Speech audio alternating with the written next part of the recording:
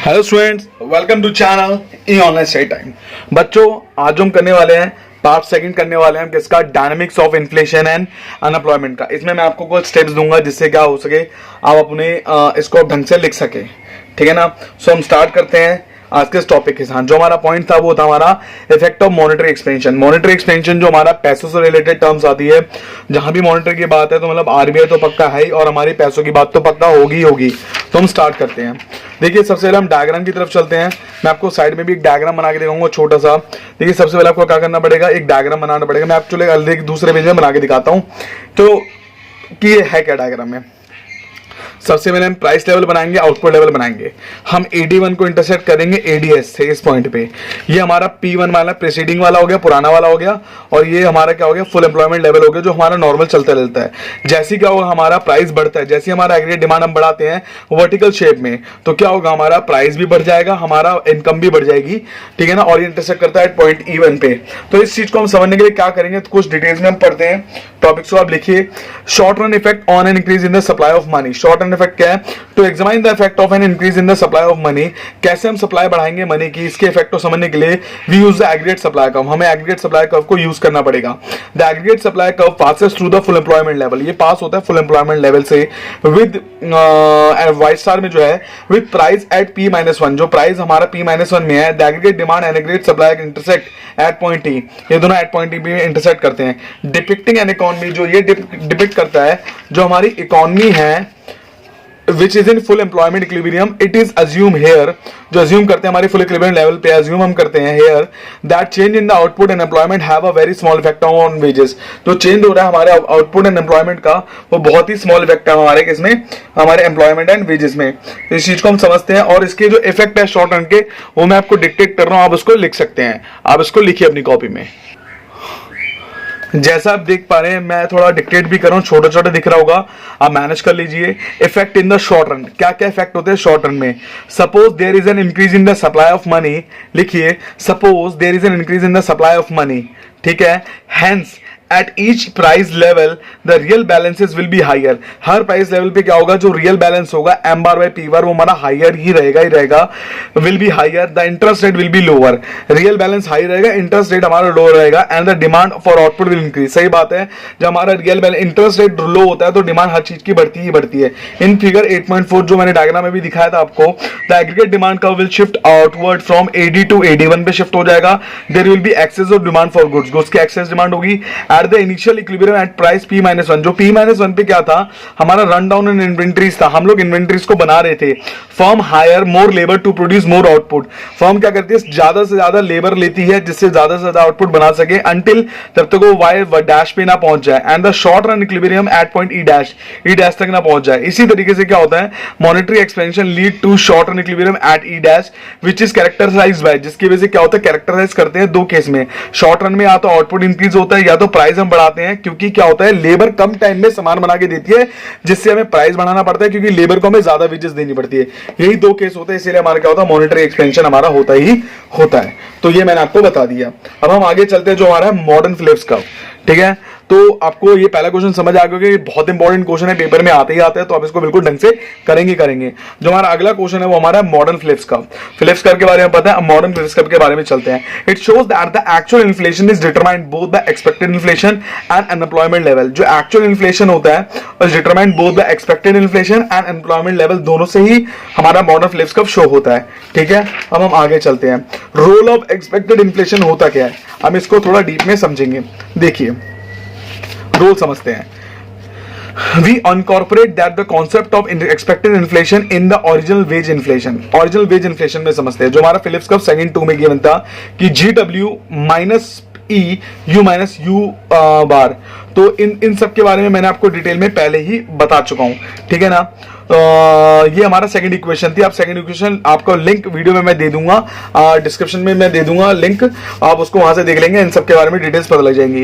Including expected inflation we get GW। हमें क्या मिलेगा जब इंक्लूड करेंगे, हम इसमें बस ऐड कर देंगे पाई, मतलब एक्सपेक्टेड इन्फ्लेशन ऐड कर देंगे, बाकी कुछ सेम टू सेम रहेगा। Since real wages are assumed, real wages को क्या कर रहे हैं, हम अज्यूम कर रहे हैं। Since real wages are assumed to be constant. ठीक है ना, रियल वेजेस को हम कांस्टेंट मान रहे हैं। So actual inflation will be equal to the rate of wage inflation. जो एक्चुअल इन्फ्लेशन होगा वो किसके इक्वल होगा, हमारा रेट ऑफ वेज इन्फ्लेशन के, ठीक है। So pi equal to GWD हो गया। जब पाई इक्वल टू हमारा GW हो रहा है, substitute equation 13 in 12 we get 13 को 12 में ऐड करेंगे, मतलब 13 को 12 में कर देंगे तो हमें क्या मिलेगा वो हम आपको बता रहे हैं। जैसे ही 13 को 12 में ऐड करूंगा तो हमें ये मिल जाएगा pi minus pi equal to minus E U minus U bar. ये नेचुरल रेट ऑफ अनएम्प्लॉयमेंट का गैप, अनएम्प्लॉयमेंट और नेचुरल रेट ऑफ एम्प्लॉयमेंट को डिफाइन करता है। पाई माइनस पाई माइनस ई, ये हमारा 14 इक्वेशन मिल जाएगी। ये दो चीजें बताते हैं, पाई हमारा एक्चुअल इन्फ्लेशन है, पाई ही हमारा एक्सपेक्टेड इन्फ्लेशन है। ये डायग्राम मैंने बनाया, ये डायग्राम सिर्फ तीन चीज को शो करता है, लो इन्फ्लेशन, हाई इन्फ्लेशन, और जो एस पॉइंट है स्टैगफ्लेशन। स्टैगफ्लेशन इज ऐसा पॉइंट है जहां हमारा हाई इम्प्लॉयमेंट होता है और हाई इन्फ्लेशन दोनों होता है, मतलब दोनों हाई इम्प्लॉयमेंट और हाई इन्फ्लेशन दोनों ही रहेगा, ठीक है ना। इस डायग्राम को इतना एक्सप्लेन करने की कोई जरूरत है नहीं। जो हमारा मेन सबसे मोस्ट इंपॉर्टेंट टॉपिक है वो हमारा डायनेमिक एग्रीगेट डिमांड कर्व है। डायनेमिक एग्रीगेट सप्लाई कर्व भी इतना नहीं है जितना डायनेमिक एग्रीगेट डिमांड कर्व है। इसको मैं रटना ही पड़ेगा, इसको क्राइम ही करना पड़ेगा, तो या फिर समझ लो, समझा भी देता हूं, या क्राइम कर लो। सो समझा रहे हैं, हमारा डायनेमिक एग्रीगेट डिमांड दो चीज पे डिपेंड है, आउटपुट और इन्फ्लेशन रेट पे totally. Aggregate demand curve show the relationship between price level and the output level, ठीक है, दो चीज में, price level and the output level. The dynamic aggregate demand curve is given y minus, ये first equation है हमारी, y minus y1 plus five m minus pi plus n और f, standard division और f, स्टैंडर्ड डिवीजन का sign है, और f। तो y हमारा आउटपुट और एग्रीगेट डिमांड हो गया। y1 क्या हो गया हमारा, y1 हो गया, y माइनस 1 क्या हो गया, AD in the past year, y minus y1 क्या हो गया, चेंज इन AD, m आ गया growth rate of nominal money stock, pi हो गया हमारा इन्फ्लेशन रेट, ठीक है। ये हमारा फर्स्ट था। आगे हम चलते हैं, आगे हमारा ये phi money multiplier, m minus pi क्या, rate of change in the real balance, real balance में चेंज होता है। n क्या होगा हमारा, n टाइप का ही बना हुआ है ये साइन जो हमारा फिस्कल मल्टीप्लायर, और f क्या होगा, change in fiscal policy. Step 1 क्या बोलते हैं, गुड्स मार्केट में, गुड्स मार्केट IS मार्केट होगी, IS वाली हिसाब देखेंगे तो y equal to alpha A bar minus B bar. A bar तो मैंने पहले इसको समझा रखा था, ऑटोनोमस स्पेंडिंग। ये क्या होगा हमारा मल्टीप्लायर, आर क्या होगा, रियल रेट ऑफ इंटरेस्ट, एक और आर क्या होगा, आई माइनस पाई, ये होगी 23rd इक्वेशन होगी। आई हमारा नॉमिनल रेट ऑफ इंटरेस्ट है। सब्स्टिट्यूट करेंगे 23rd को 22 में, मतलब मैं 23rd को 22 में सब्स्टिट्यूट करूंगा तो मुझे ये वाली इक्वेशन मिलेगी। जैसे ही मुझे ये वाली इक्वेशन मिलती है, ठीक है ना, मैं क्या करूंगा, आगे हम चलेंगे, मैं ये देखता हूं, जैसे ही मुझे 23rd से 24 में मिलती है तो मैं देखता हूं the goods market equilibrium condition shows that the rise in pi, जैसे हमारे एक्सपेक्टेड इन्फ्लेशन पाई राइज होता है, y that is the direct positive relation between expected inflation rate and output level. ये डायरेक्ट रिलेशन है किसके बीच में, expected inflation and output level के बीच में। जो हमारा स्टेप सेकंड है वो है money market equilibrium condition is given. ये हमने IS के चैप्टर में पढ़ा दिया, ISLM चैप्टर में पढ़ा दिया था। I equal to 1/h KY minus M by bar, ये हमारा मनी बैलेंस है, उसके बारे में जो बता रखा है। सब्स्टिट्यूट करेंगे 25 को 24 में, है ना, हाँ, सब्स्टिट्यूट करेंगे 25 को 24 में तो हमें ये वाली इक्वेशन मिलेगी। जैसे हमें ये वाली इक्वेशन मिलती है उसको हम 26 की इक्वेशन बोलेंगे। तो हम क्या करेंगे, इनकॉर्पोरेट करेंगे। स्टेप थर्ड में क्या होगा, incorporate result third in equation 21 we get dynamic aggregate demand curve as. Third result को, जो हमारा थर्ड रिजल्ट है, उसको इनकॉर्पोरेट करेंगे 21 वाली इक्वेशन में तो हमें क्या मिलेगा, वही हमारा डायनेमिक एग्रीगेट डिमांड कर्व होगा। तो वो क्या है वो मैं आपको बता देता हूँ। वो क्या हमारे, जैसे ये रहा, मैं रिजल्ट में पुट कर रहा हूँ, ठीक है ना, देखिए आप, चेंज इन बाय था एन और फिस्कल मल्टीप्लायर, और ये हमारा change in fiscal multiplier plus 5m minus pi, change in y, y minus को मैं इसको उठा के इधर लेके जाऊंगा तो ये आ जाएगा। इसके जगह हम ये लिख सकते हैं, ठीक है ना, वी गेट, इसको उठा के इधर ले जाऊंगा तो ऐसे हम लिख देंगे, टोटली हमारा सेम टू सेम आ जाएगा। ये मतलब कि चेंज इन वाई का हम ये भी लिख सकते हैं, तो मैंने क्या करा, चेंज इन वाई की जगह ये लिख दिया, तो मैं इसको उठा के उधर लेकर गया, वाई को यहीं रहने दिया, इस पूरी इक्वेशन कैसे बना दिया। तो DAD curve is simplified by ignoring expected rate of inflation and fiscal policy changes. DAD को इग्नोर कर सकते हैं इस तरीके से। तो वाई को इक्वेशन एज इट इज उतार दी, ये 27 इक्वेशन हमारी बन गई, कोई चेंजेस नहीं था, बस हमने क्या करा, 5 को ऐड कर दिया, NF को हमने गायब कर दिया, ठीक है ना। तो y equal to y minus 1, change in m, change in ये हो जाएगा, इसको सिंप्लीफाई कर दिया हम लोगों ने, कोई डाउट नहीं है इसमें, ठीक है ना। इग्नोर लिखा हुआ, ignore expected rate of inflation and fiscal policy, दोनों को हमने इग्नोर कर दिया, ठीक है ना। अच्छा, मतलब पाई को इग्नोर करेंगे और NF को इग्नोर कर दिया मैंने। तो change in pi, sorry 5 pi multiply कर रहा है, तो ये हमारा इक्वेशन आ गई, इसको बोले इस तरीके से हमने यहाँ लिख दिया नीचे। अब इसको मैंने क्या करा, 5 को सबके नीचे लिख दिया, इसको इससे कैंसिल कर दिया, इसके नीचे भी 5, इसके नीचे भी 5 कॉमन ले लिया, 1/5 को, तो ये आ गया हमारा 20D इक्वेशन। तो DAD curve shows 1 inverse relationship between rate of inflation and output level, rate of inflation and output level दोनों को इसने शो कर दिया। ठीक है, जैसे इसने दोनों को शो करा तो हमारा डायग्राम कैसे बनेगा, ये बनेगा डायग्राम क्या शो होता है, जैसे जैसे हमारा डायनेमिक एग्रीगेट डिमांड राइटवर्ड जाता रहेगा वैसे वैसे हमारी ग्रोथ होती रहेगी।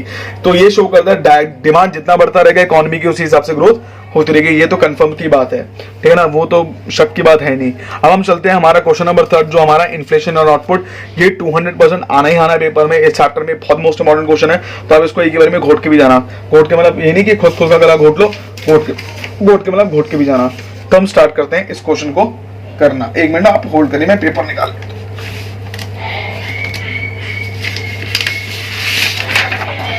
अब आप देखिए, मैं पहले डायग्राम को आपको समझाने की कोशिश करता हूं।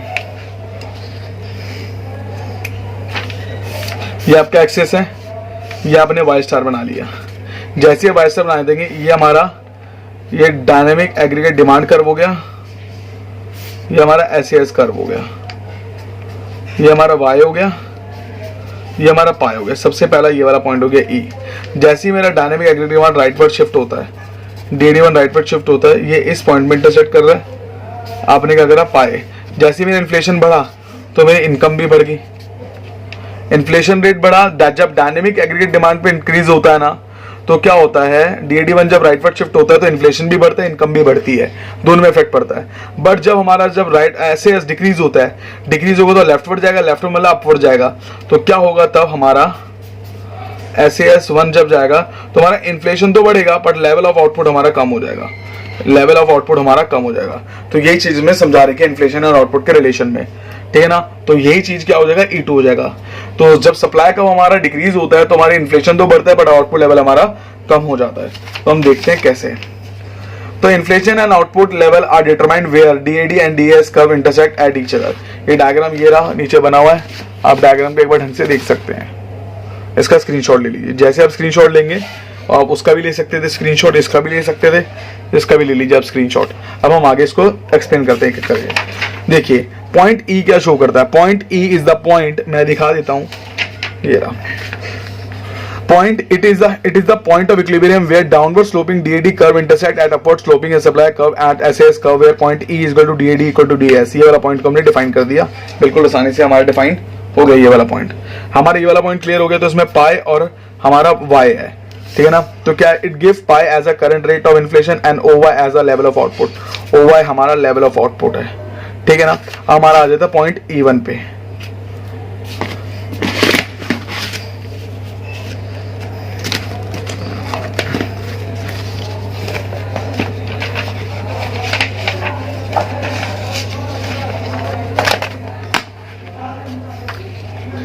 पॉइंट E1 देखते हैं। Point E1, an increase in the growth rate of money will bring about a rightward shift in DAD to DAD1, ठीक है ना, या इंक्रीज बोल सकते हैं। Curve y exactly the same amount से क्या हो रहा है, हमारे DAD राइटवर्ड जा रहा है। जैसे ही राइटवर्ड जा रहा है तो हमारा इन्फ्लेशन रेट भी बढ़ रहा है और आउटपुट लेवल भी बढ़ रहा है। तो आउटपुट लेवल क्या हो रहा है, वो ज्यादा से बढ़ रहा है। Inflation is less than the output. तो ये बताया गया है exactly the same amount the equilibrium occur at point E1 where DAD1 equal to SAS। DAD1 किसके बराबर है, SAS के बराबर है। तो ये क्या शो कर रहा है, it raises the inflation rate to पाई1 and an income level to OY1। OY1 से बढ़ रहा है और पाई1 से हमारा क्या हो रहा है, इन्फ्लेशन रेट बढ़ रहा है और OY1 से हमारी इनकम लेवल बढ़ रही है, बहुत ज्यादा से बढ़ रही है। So note that rise in inflation पाई1 is less than the rise in the growth rate of money, vertical distance between DAD and the DAD1। इसकी वजह से one reason for this is that some effect of rise in the growth rate of money is seen in the level of output, जिसकी वजह से देखा गया है। हमारा पॉइंट 2 आता है। पॉइंट 2 क्या बोलता है, a rise in the expected inflation will bring about an upward shift. A rise in the expected inflation क्या होता है, rate will bring about an upward shift. Upward shift का मतलब होता है decrease in the SAS to SAS1। तो leftward जाता है ना जब भी, अपवर्ड तो बोलते हैं पर लेफ्टवर्ड में हमेशा डिक्रीज माना जाता है SS कर्व को। जिससे क्या होगा, इन्फ्लेशन रेट तो हमारा पाई2 तक पहुंच गया पर हमारे आउटपुट हमारा Y2 में गिर गया। तो SAS to SAS1 curve exactly by the same amount the equilibrium occur at point E2 when क्या होता है, when DAD equal to SAS1, it raises the inflation rate to pi2 and reduces the level of output at OY2.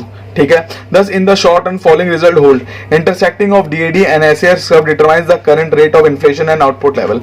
ये current rate के बारे में बोला जाता है. And DAD increases both the inflation and output level rises. जब DAD बढ़ता है तो दोनों inflation और output level दोनों बढ़ते हैं. When DAD increases, जब DAD क्या होता है मेरा increase होता है, तब क्या होता है, rise in the inflation is less than the rise in the growth rate of money.